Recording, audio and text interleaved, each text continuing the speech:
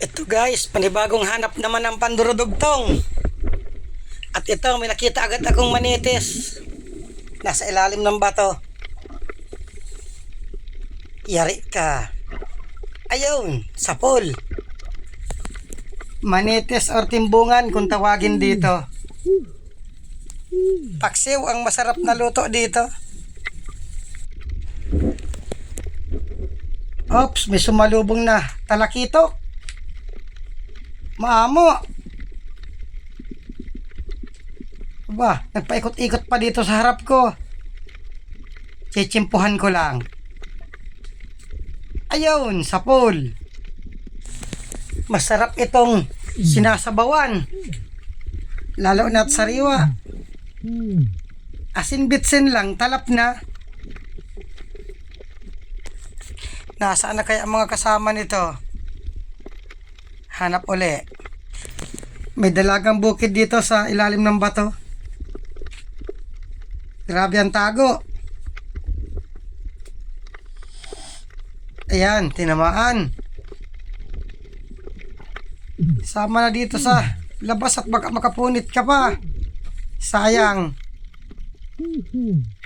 Tandaan lang, huwag kang papalag. Yun pa. Nakapunit na nga. Kasauli. Ayun, gitik. Nagitik ka tuloy. Malambot lang talagang laman ng dalagang bukid. Kasi lambot ng solid. Ito, may napansin ako ditong solid na pula. Dito parte sa kabila. Dito. Ayan, sapol. Yun pa, nakapunit. Akala ko baga sa mga solid, matitigas. Kasauli. Ayan, sapol. Ito ang solid na malambot. Kapresyo lang ito ng dalagang bukid. Manitis at mga danggit. Hanap uli. Oops, ikuwi. Maganda at hindi gumagalaw. Sigurado na ito. Sapul kang bato ka. Ay hamal na yan at hindi tinamaan. Grabing pagkapasmado. Hindi na nga gumagalaw. Sapul ka pang bato ka. Ay hamal talaga. Nawala na. Sayang. Ito, may lumapit na talagbago. May danggit pa. Ito muna ang danggit unahin ko. Danggit bahura. Ayan, sapol. Buti yung taligbago, hindi lumayo. Maamo.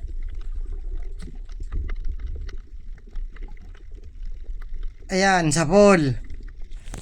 Ganitong danggit bahura, mura lang ito. Mas mataas pa ang presyo ng talagbago dito. At sa maral. Dito, may napansin pa akong isdang solid, gulay pula. Nakaharap sa akin. Ayun, gitik. Ganito sana ang mga tama. Hindi nakakapalag.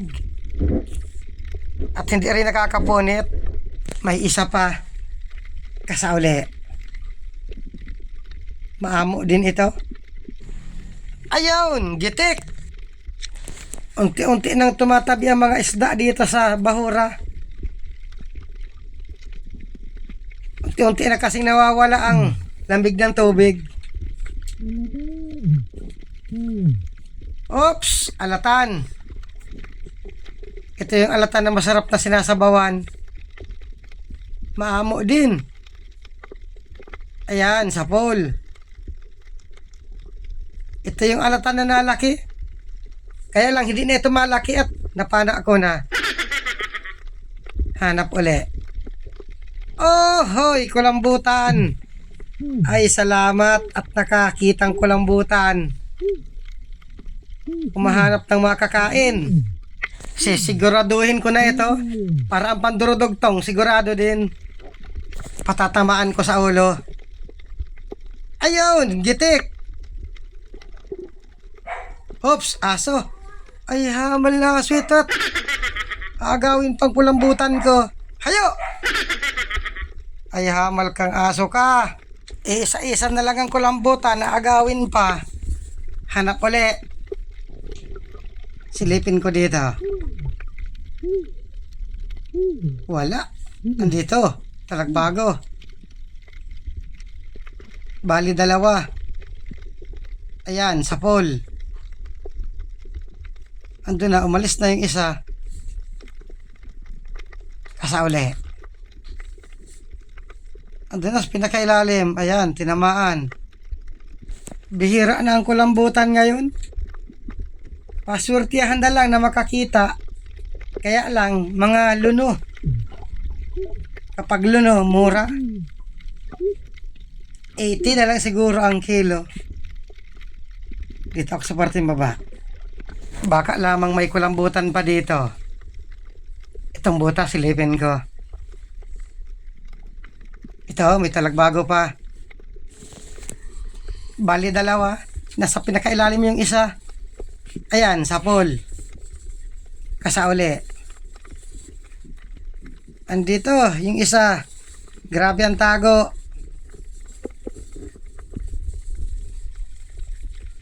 Yari ka. Yun lang, hindi tinamaan. Daplis lang. Lumabo na, hindi na makita. Pumasok sa pinakailalim. Wala na, hindi na matamaan. Rinarambang ko na lang. Sayang. Di bale, hanap na lang ng iba. Sana may magpakitang balatan. Kaya ko pa. Ito, manitis. Manitis or timbungan. Maganda at hindi gumagalaw. Ayun, sa pole. Madaling patamaan kapag hindi gumagalaw ang isda. Pero depende, pag pasmado, bato ang tinatamaan. Nasaan na kayang ibang kasama nito?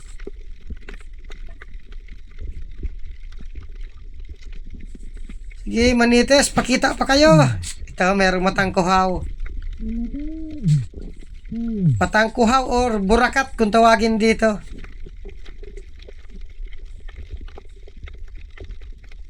Ayun, sa pool.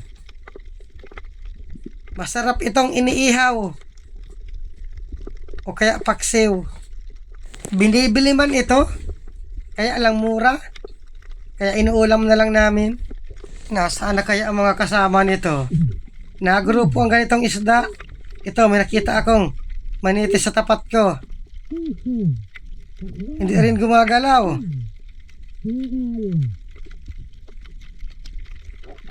Yari ka. Ayan, daplis. Ay, hamal na yan. Nadaplisan pa. Pag nadadaplisan, napahabol lang malayo ang isda. Kaya dapat laging sinterang pana. Ayun, gitik. Malambot din ang manitis. Parang solid at dalagang bukid. Hanap uli. Ito, ilalim ng bato. Kanoping, punong. Kala ko baga kanoping. Ayun, sa pool. Naisahan mo ako, akala ko. Kanoping. 60 hanggang 70 ang kilo nito. Hanap uli. Dito, baka may isda. Wala. Ikutan ko dito. Ito, may sulit na pula. Yari ka uli. Ayan, sa pool. Solid na pula, masarap kilawin. Tapos dalagang bukid. Wala nang napakitang kulambutan. Isa lang siguro. Wali, tsaga-tsaga lang. Oops, balatan. Ito ang balata na matang itik kung tawagin. Na 100 man ang pinakamalaki nito. Tanggalan ko ng parang lawa ito, sapot. Nadikit sa silo at guantes. Kaya bago namin nilalagay sa silo, tinatanggalan muna nito mga mapuputi. Ito, mayroon pa. Matang itik.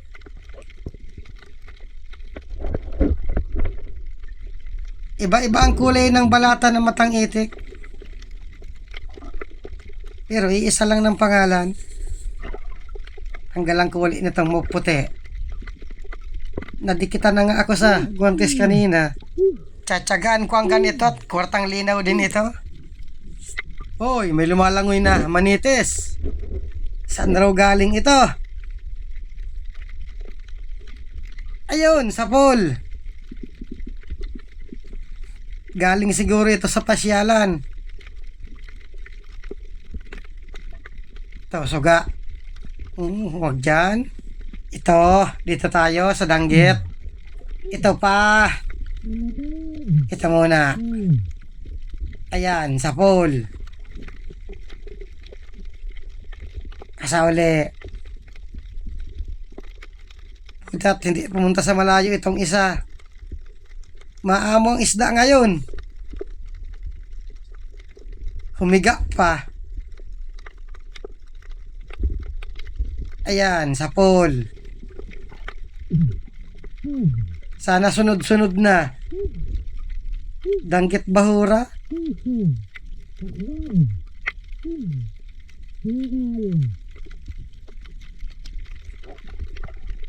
Ito, merong labahitagod. Maamo din. Ayan, sa pool. Yun lang, nakapunit na. Ay hamal na yan. Ando na sa malayo. Pahabuli naman ako dito ng malayo. Pangit kapag nakakapunit, malayo ang linalangoy ng isda. Hindi ko ito titigilan. Mabuti at huminto. Sana masintor na ito nang hindi makalayo. Ayun, gitik. Nagitik ka tuloy. At nag-akyat na rin ako sa bangka. Maraming salamat sa inyong panonood. Ganyan talaga kapag buwanin. Normal na yan.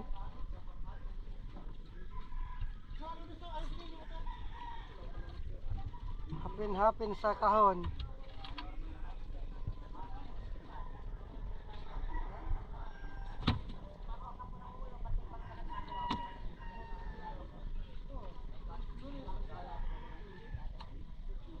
Buti ako mga sawi sa pangkulambutan. Kaya lang mga luno na ang kulambutan.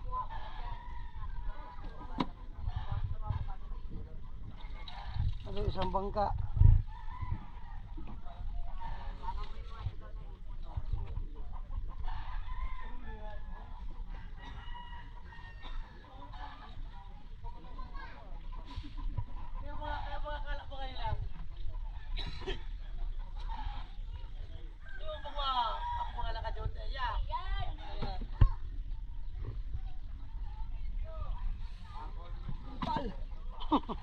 Grabe damig. Ano ngayon, ay kapatid ko, lampas na. Patay man na patay yun. Yun itong kitang ito.